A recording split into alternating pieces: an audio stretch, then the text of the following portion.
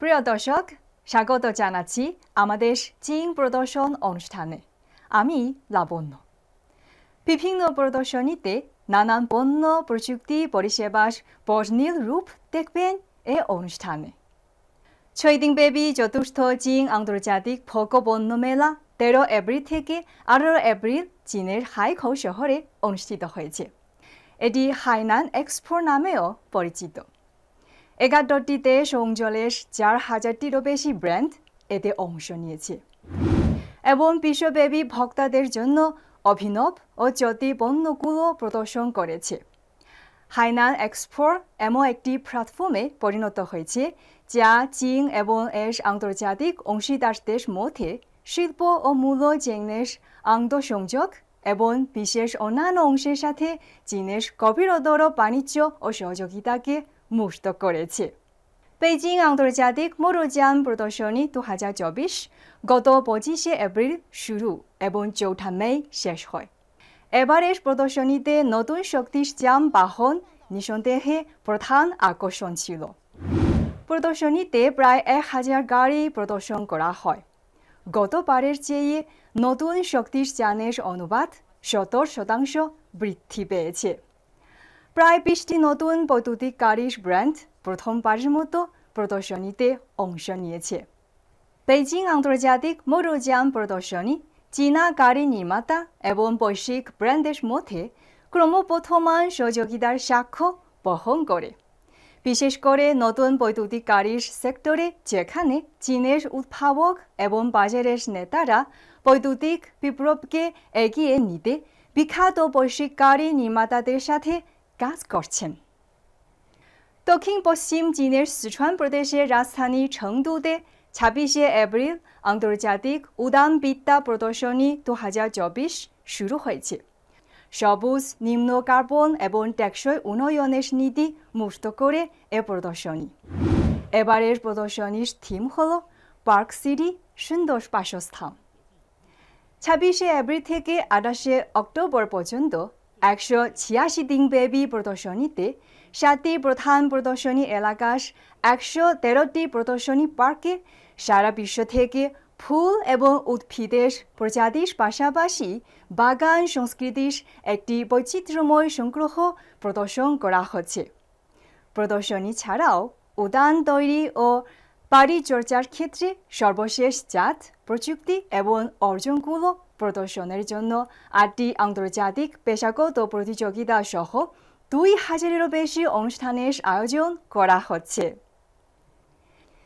চীন আন্তর্জাতিক সাইকেল মেলা 2024, যা চায়না সাইকেল নামেও পরিচিত, 5 মে সাংহাইয়ে নতুন আন্তর্জাতিক মেলা কেন্দ্রে উদ্বোধন হয়েছে।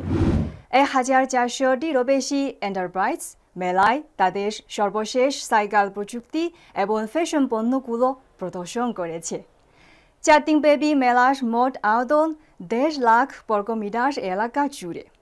মেলার আয়োজক হিসেবে চায়না বাইসাইকেল অ্যাসোসিয়েশন জানায়, বিশেষ একটি প্রধান বাইক উৎপাদনকারী হিসেবে চীন আন্তর্জাতিক সাইকেল বাণিজ্যের মোট পরিমাণের 60%-এরও বেশি অবদান রাখে। যে কোনো দেশ বা জাতির লোকদের জন্য বিবাহ প্রত্যেকের জীবনের একটি বড় ঘটনা। চীনও এর ব্যতিক্রম নয়। যারা বিয়ের পরিকল্পনা করছেন তাদেরকে অবশ্যই বিয়ের অনুষ্ঠানের জন্য নানা প্রস্তুতিমূলক কাজ করতেই হবে। চলুন আমাদের উপস্থাপক চেংমিং তুহিনার সঙ্গে একসঙ্গে বেইজিংয়ের বিয়ের মেলায় ঘুরে বেড়াবো।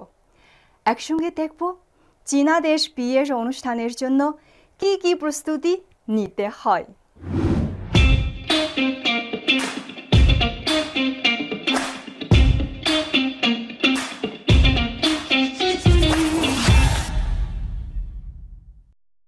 যে কোনো দেশে বা জাতিতে বিয়ে মানুষের জীবনের জন্য খুব গুরুত্বপূর্ণ একটি বিষয়।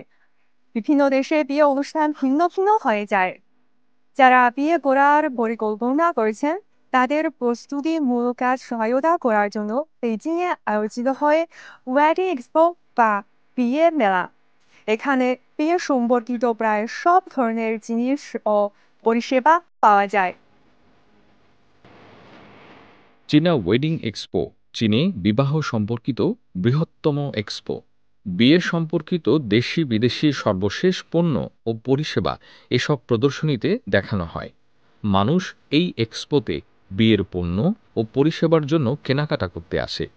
তাই চীনা তরুণ তরুণীদের বিয়ে সংশ্লিষ্ট প্রবণতাও প্রতিফলিত হয় এই এক্সপোতে। চীনে বিয়ের প্রস্তুতি নিতে বর কনে সাধারণত বিয়ের ছবি তোলা, বিয়ের অনুষ্ঠান পরিকল্পনা করা, আংটি ও গয়না এবং বিয়ের পোশাক কেনা ইত্যাদি প্রস্তুতিমূলক কাজ করে থাকে। বিয়ের জন্য রিং ও অলংকার অপরিহার্য। আমার পেছনে এই সব অলংকার খুবই সুন্দর, তাই না? এখন চীনে এমন ঐতিহ্যবাহী বিয়ের অলংকার খুব জনপ্রিয়। এবারের বিয়ে মেলায় অনেক বিখ্যাত গয়নার ব্র্যান্ড অংশ নিয়েছে। প্রায় সব ব্র্যান্ডের প্রদর্শনী এলাকায় এমন ঐতিহ্যবাহী অলংকার রয়েছে। চীনে বিয়ের আংটি ছাড়া ঐতিহ্যগত রীতি অনুযায়ী নববধূর জন্য সোনার আংটি, সোনার কণ্ঠহার ও সোনার কানের দুল বা চুড়ি এই তিনটি সোনার গয়না কেনা হয়। বর্তমান গয়নার ধরন, উপাদান ও শৈলী বেশ বৈচিত্র্যময় হলেও মান বজায় রাখার কারণে চীনে এখনও অনেক মানুষ সোনার গয়নাই বিয়ের মূল অলংকার হিসেবে ব্যবহার করে। আপনারা এখন যে সুন্দর পোশাক দেখেছেন তা চীনের ঐতিহ্যবাহী বিয়ের পোশাক। এসব শুকনো কারুকাজ সব হাতের সুজি করবে তৈরি করা হয়। এখানে ফিনিক্স ও ড্রাগনের প্রতিকৃতি নব দম্পতির শুভকামনার প্রতীক। এখন চীনের অনেক তরুণ তরুণী এমন চীনা ঐতিহ্যবাহী বিয়ের পোশাক তাদের বিয়ের পোশাকে বাছাই করা হয়। 我感觉就是近几年来，特别是咱们সাম্প্রতিক বছরগুলোতে চীনের অবস্থা উন্নত হওয়ার সঙ্গে সঙ্গে তরুণদের জাতীয় গর্ব ও আত্মবিশ্বাস ধীরে ধীরে বেড়েছে। বর্তমানে অনেক তরুণ তরুণী জাতীয় ঐতিহ্যবাহী বিয়ের অনুষ্ঠান আয়োজন করে, তাই তারা ঐতিহ্যবাহী বিয়ের পোশাকগুলো বেছে নেয়। বলা যায় ঐতিহ্যবাহী জাতিগত পোশাক চীনের একটি ফ্যাশন প্রবণতা হয়ে উঠেছে।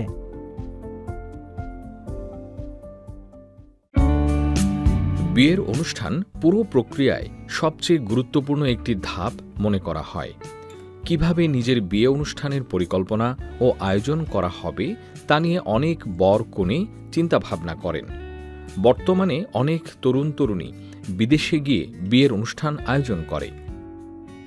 ঐতিহ্যবাহী বিয়ের অনুষ্ঠানের যে বর্তমান চীনের অনেক তরুণ তরুণী এর মাধ্যমে নিজের পছন্দ ও অনন্য চরিত্র প্রকাশ করতে চায়। ফলে এখন চীনের বিয়ের অনুষ্ঠানের ধরন ও শৈলী অনেক বৈচিত্র্যময়। যেমন এখন অনেক তরুণ তরুণী বিদেশে ভ্রমণের মাধ্যমে নিজের বিয়ের অনুষ্ঠান আয়োজন করে।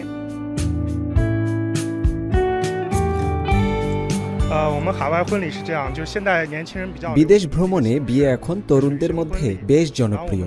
আমরা প্রধানত বিদেশে বিয়ের অনুষ্ঠানের পরিকল্পনা করি, বিশেষ করে ইন্দোনেশিয়ার বালি দ্বীপ, থাইল্যান্ডের ফুকে দ্বীপ, জাপানের ওকিনাওয়া ও নিউজিল্যান্ড। এ চারটি প্রধান গন্তব্য। এখন তরুণদের মধ্যে বিদেশ ভ্রমণে বিয়ে প্রতি বছর আরও জনপ্রিয় হচ্ছে, যা বিয়ে অনুষ্ঠানের ঐতিহ্যবাহী ফর্ম থেকে উন্মুক্ত ও আরও বৈচিত্র্যময়। আজ প্রদর্শনী এলাকায় অনেক মানুষ দেখা যায়। অনেকেই বিদেশ ভ্রমণে বিয়ের জন্য খুবই আগ্রহী।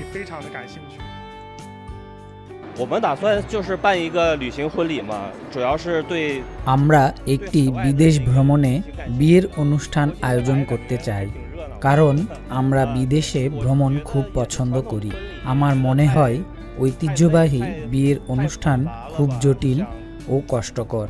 আমি একটি বিশেষ বৈশিষ্ট্যময় ও স্মরণীয় বিয়ের অনুষ্ঠান চাই।